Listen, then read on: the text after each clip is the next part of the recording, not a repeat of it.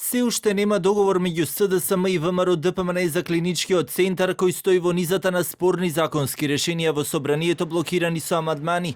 Од ВМРО ДПМН и денеска велат дека имаат низа забелешки и за студијата, а спорна останува и локацијата. Тоа е нешто кое што бара сериозен пристап, тоа е нешто кое што бара веќе изготвен проект и тоа е нешто кое што за самата локација која што се предлага, до самата локација треба да има урбанизација како и целосна комунална мрежа.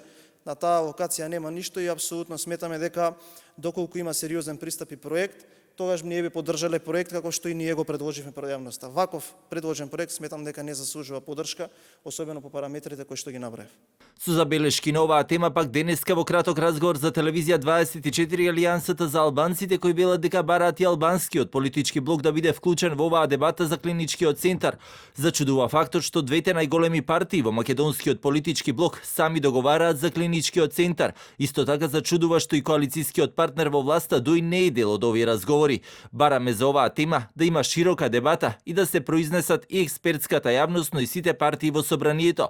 Во однос на локацијата пак сметаме дека овој објект треба да биде изграден некаде во периферијата.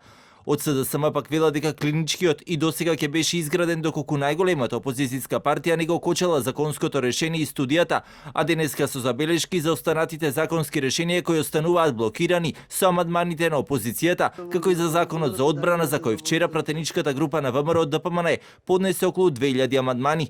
Од СДСМ велел, ова не е сериозно однесување на нивните колеги од опозицијската ВМРО ДПМН. Пратениците од ВМРО ДПМН продолжуваат со деструктивното действување во собранието на штета на граѓаните и државата.